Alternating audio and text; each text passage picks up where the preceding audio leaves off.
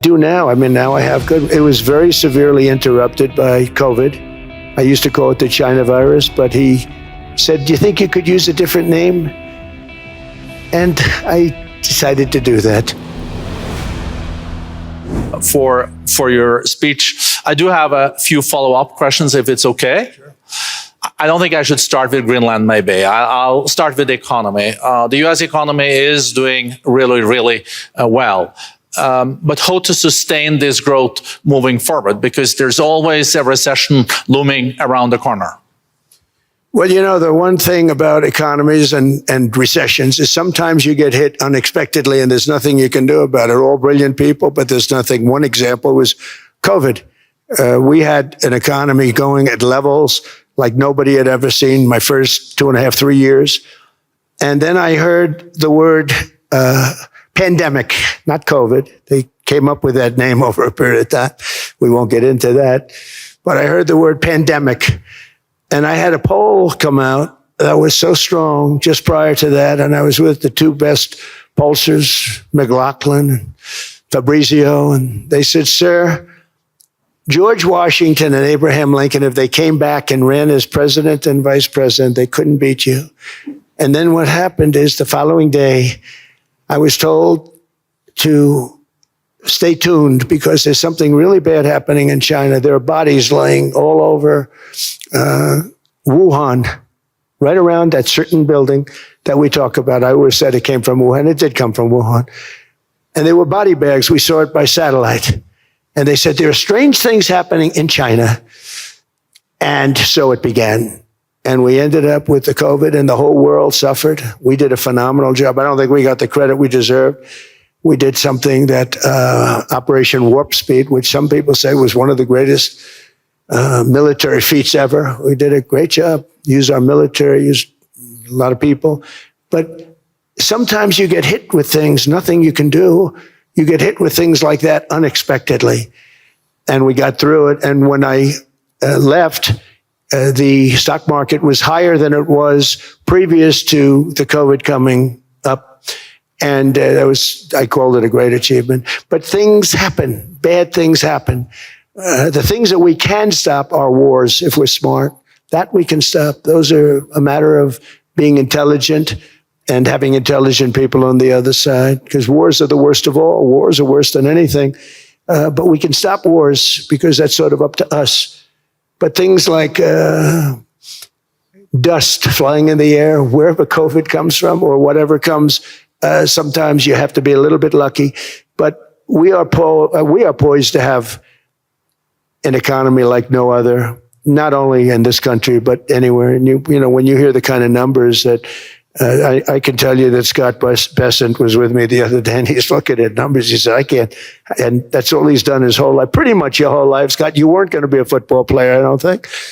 Scott was not that great at football, but he was always good at numbers, right? And he was looking at numbers. He said, "I've never seen anything like this." We're poised to do things that no other country's ever done, and you know, luck. I hate to say it, but we need a little luck. We don't want to get hit by something that nobody could have thought. Whoever thought we were going to hit by a pandemic? You know, when I heard the word pandemic, I said, "Oh, that's an ancient problem." World War I, they lost 100 million people. It actually ended World War I. A lot of people don't know. The Spanish flu in World War I ended the war because all the soldiers were sick. The soldiers were so sick on both sides, and that war was raging, and they were all dying from the Spanish flu. They were sick as dogs. They couldn't fight. So, you know, you don't know how that would have turned out. But so we do, I mean, subject to that, and I always have to put a caveat in for it, but we're poised to have the greatest growth of any large country. I think any country that there's been, when you look at what's happening in the United States, it's really amazing. Thank you. One thing that maybe keeps you up at night, I know you don't sleep that much anyway, Mr. President, is the debt. The U.S. debt is high, is now the biggest expenditure on your budget. How to get out of that impasse? Well, the big thing is growth. I mean, growth is the way. If we grow like this, we go from having a $37 trillion. We go from having high debt to low debt. But we also are cutting expenses, you know, the old-fashioned way. We have extraordinary growth. I think we're going to be growing our way out. I think we're going to be paying off debt. We're taking in tremendous money from tariffs fairly. And again, I'm using them judiciously. Switzerland's a case study. I could have gotten much more. I could have asked for much more, but we're using them judiciously. But I think growth, most importantly, and then cutting costs. Now, if you take a look at Minnesota, $19 billion in fraud and other things. People going to airports, they came into the country, they don't have 10 cents, and they're leaving with hundreds of thousands of cash in their bags. When we get to that, and our DOJ, Pam, and Todd, and all the people that work over there, and all of the people that work in here, I can tell you, Scott Bessent is working on that. It's a priority, right? You have your whole team. We're in there looking for where this money is coming from, how much it is. It could be more than $19 billion. Can you believe that? That's just one state. If we were able to cut out 50% of the fraud, 50%, and we should be able to do better than that, we would have a balanced budget without having to talk about even growth.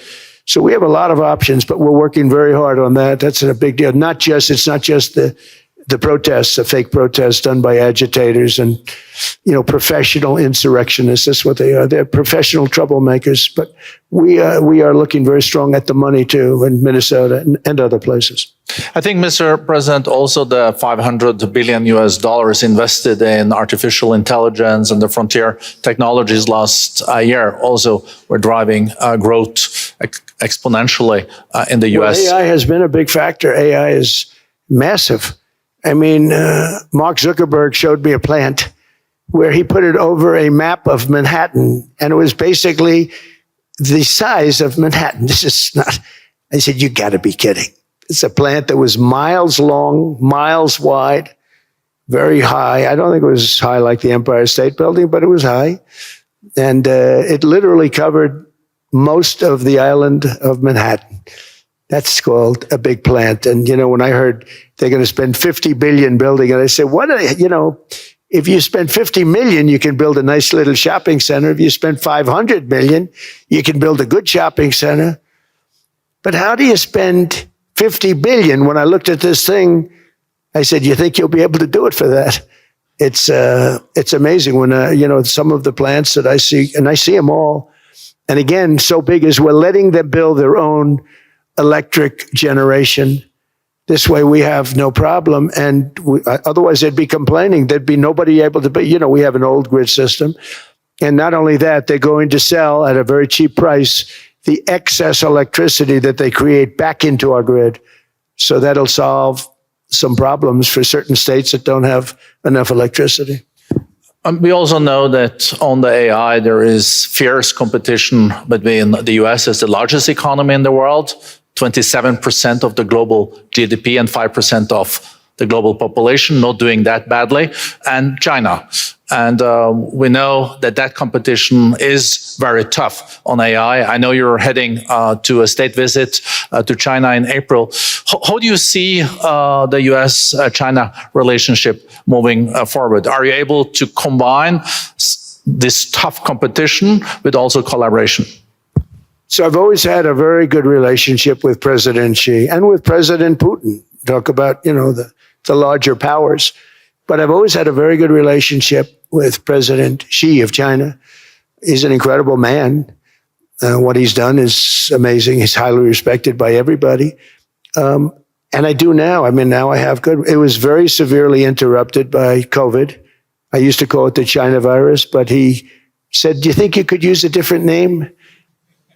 And I decided to do that because why should we have a problem over that? But I would do that, and they were. You're a true diplomat, huh? I became a diplomat for the first time. Well, who taught me that? Marco Rubio. He said, let me teach you about diplomacy.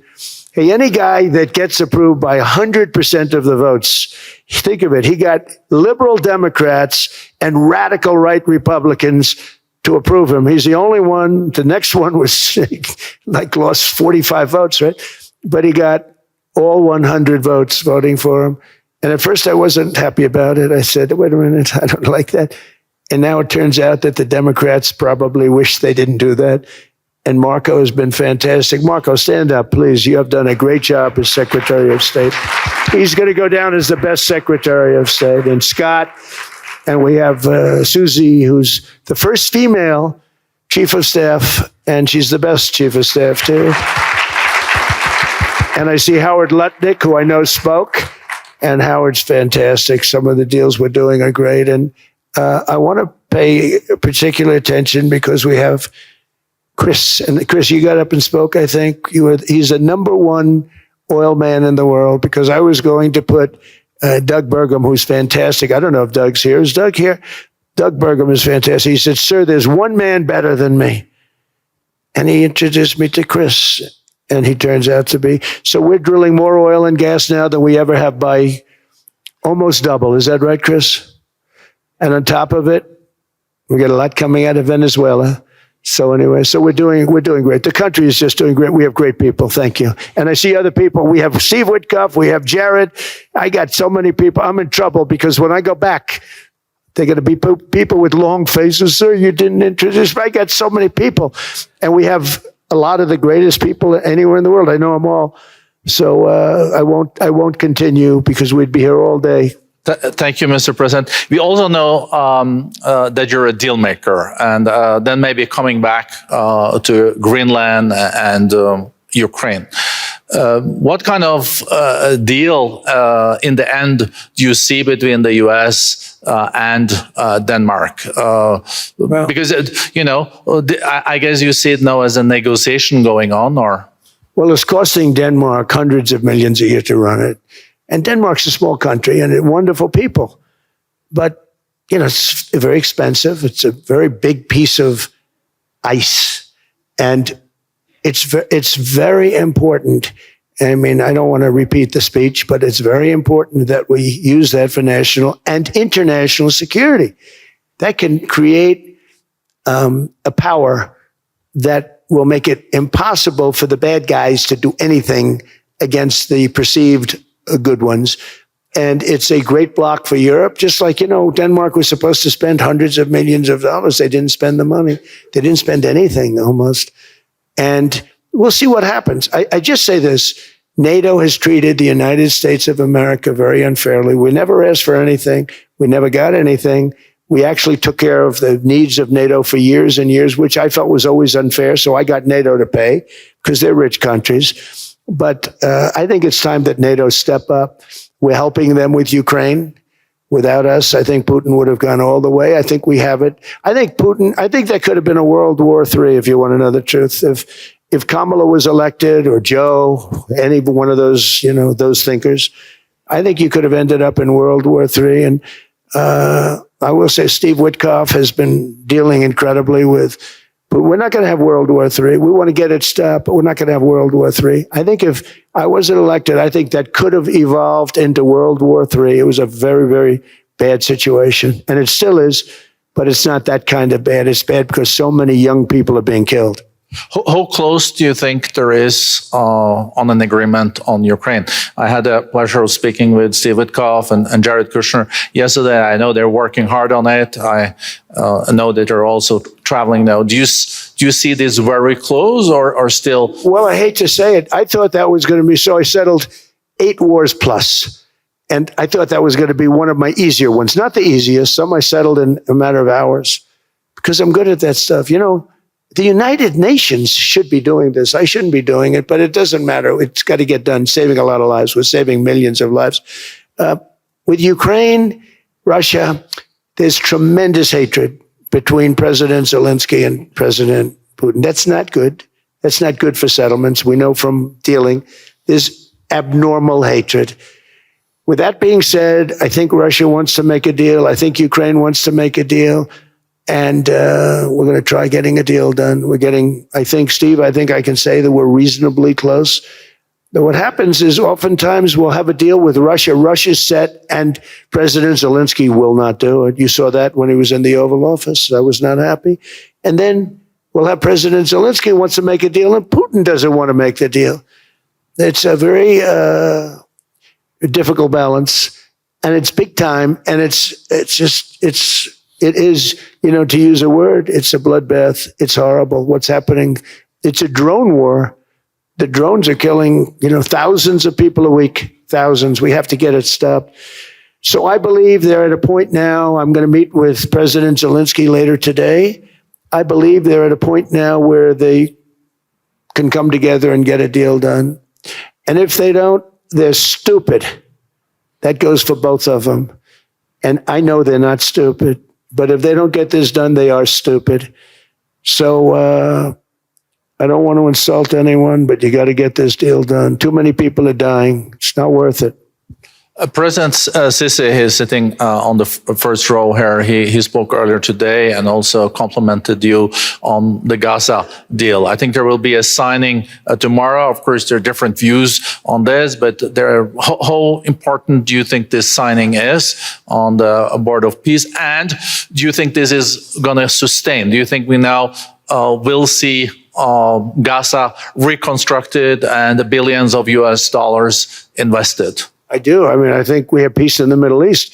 There are some little situations like Hamas, and Hamas has agreed to give up their weapons. Now, they were born with a weapon in their hand, so it's not easy to do. When they were born with a rifle in their hand. It's not an easy thing for them, but that's what they agreed to. They've got to do it. And we're going to know, Jared, over the next 2 or 3 days, certainly over the next 3 weeks, whether or not they're going to do it. If they don't do it, they'll be blown away very quickly. They'll be blown away. We have 59 countries that are part of that whole peace deal. And some of those countries aren't even they're near the Middle East, but they're not in the Middle East traditionally. And they want to come in and take out Hamas. They want to come in. They want to do whatever they can. There's a problem with Hezbollah in Lebanon, and we'll see what happens there, but that's a problem.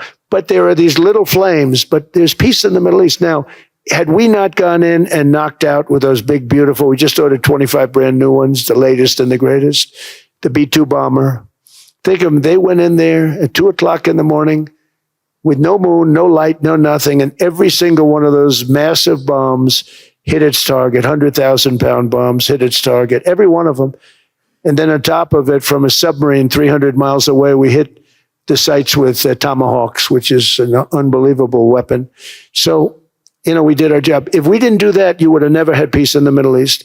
And the countries like Saudi Arabia, UAE, and Qatar could never have, and others could never have signed anything because you would have had this dark cloud, and the dark cloud was Iran with nuclear. Iran would, if we didn't take them out, they would have had a nuclear weapon within 2 months. They were very close to having the nuclear weapon, and we hit them hard. And it was a total obliteration. If they may try again, but they're going to have to try from a different area because that area was obliterated. Incredible thing we did. And because we did that, we were able to make peace. If we didn't do that, I would say, Jared and Steve, if we didn't do that, there was no chance of making peace because the countries I just named and other countries could have never signed off. They were afraid. They were afraid. We had a bully. The bully was Iran, the bully of the Middle East. They used to call it for years. They were the bully of the Middle East. They're not the bully of the Middle East anymore. Mr. President, I know you even had to change plane last night, so I guess you didn't have much sleep. But I think but your energy is still there. I know you have several bilateral meetings. I know you're also hosting a reception. So thank you so much for coming back to Davos. Thank you so much. It's highly appreciated. Well, thank you very much. Thank you, everybody, very much. Thank you. Thank you.